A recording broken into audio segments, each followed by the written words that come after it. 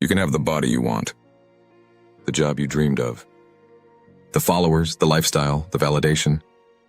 And yet something inside still whispers, this isn't enough. You scroll through perfect lives, chase perfect moments, and wonder why peace feels like something you have to earn.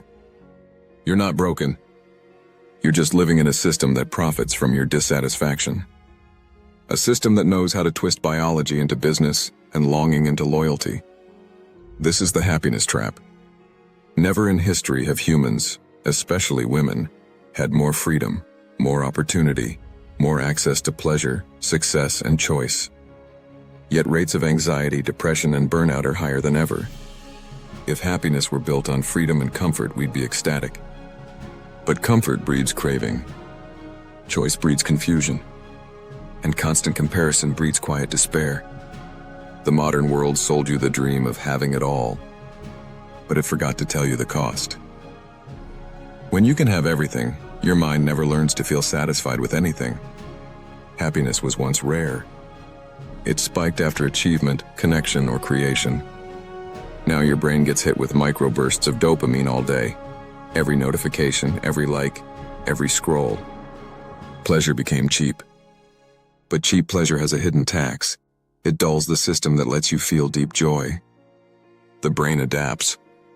When everything becomes stimulation, nothing feels stimulating. That's why people chase more noise, more goals, more attention. Not to feel good, but to escape feeling numb. This is the lie of modern happiness. You're not chasing joy, you're chasing relief from the emptiness that chasing created. Scroll culture didn't invent insecurity, it industrialized it. Once you compared yourself to your village, now you compare yourself to the planet. Millions of faces, bodies, vacations, achievements, all edited, all optimized to trigger envy. Your brain isn't built for that scale. It turns admiration into self-attack. It whispers, you're behind, you're less. Especially for women, whose worth has long been linked to perception, appearance, likability, desirability. This loop becomes a cage. The more visible you become, the more invisible you feel. Because online, you don't exist as a person. You exist as a product. And products aren't supposed to feel content. They're supposed to stay marketable. Modern expectations are psychological warfare. You must be confident but humble. Strong but soft. Ambitious but nurturing. Beautiful but effortless. Independent but never intimidating. Each role contradicts the next. No matter which one you choose, you're told you failed another. That tension breeds guilt, the quiet sense that you're never quite right. And guilt is addictive. It keeps you striving, performing, perfecting. It keeps you scrolling for answers, shopping for fixes, and measuring your worth in metrics. That's not happiness. That's exhaustion with lipstick. Every platform, every brand, every influencer profits from one equation. Your attention equals their currency. And nothing captures attention like emotional instability.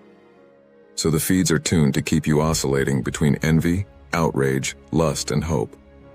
You never settle, because settled people don't scroll. They don't buy. They don't chase. You've been taught that peace is lazy, that rest is regression, that if you stop improving, you start decaying. So you stay in motion, endlessly productive, endlessly restless, endlessly empty. Here's the darker truth. Your brain's reward system evolved for survival, not serenity. It rewards seeking, not having.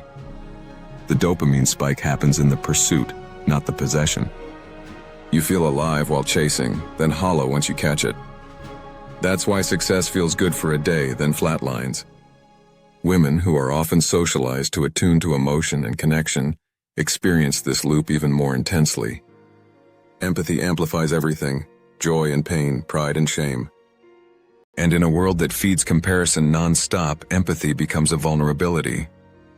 You absorb the collective anxiety of a culture addicted to more. So no, you're not weak for feeling restless. You're wired that way. And the world has learned to monetize that wiring. Every dopamine hit, every beauty trend, every impossible expectation, it's not an accident. It's architecture. You've been programmed to believe happiness is a horizon line, something you move toward but never reach. Because the second you stop chasing, the economy stops breathing. You can't fight this system with more effort. You fight it by withdrawing fuel, by refusing to play the game that feeds on your exhaustion. First, create friction where they removed it. Make it harder to scroll, to buy, to numb. Delete the shortcuts that lead you back into the loop. Second, redefine success. Measure your days not by output, but by presence.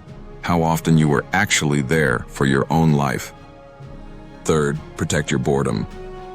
That quiet space your phone tries to fill, that's where meaning grows. If you never sit with emptiness, you never discover what it's trying to tell you. Fourth, seek depth over reach. Small, real conversations will feed your soul more than 1,000,000 anonymous eyes ever could. Fifth, build your self-worth on verbs, not views. Create, learn, love, move. Actions that return you to the body instead of the brand. The truth is, the world doesn't want you happy. It wants you hungry. Because a happy person doesn't consume. A peaceful person doesn't perform. And a self-assured person doesn't need permission. So when you start to feel that gnawing emptiness, that low hum of not enough, remember, that's not failure. That's a system trying to reclaim your attention. Real happiness isn't loud. It doesn't flash or demand. It's quiet, grounded, and deeply inconvenient for anyone trying to sell you something. You find it when you stop running, stop scrolling, stop chasing the next version of yourself. When you stop needing to be more and simply allow yourself to be. That's the rebellion.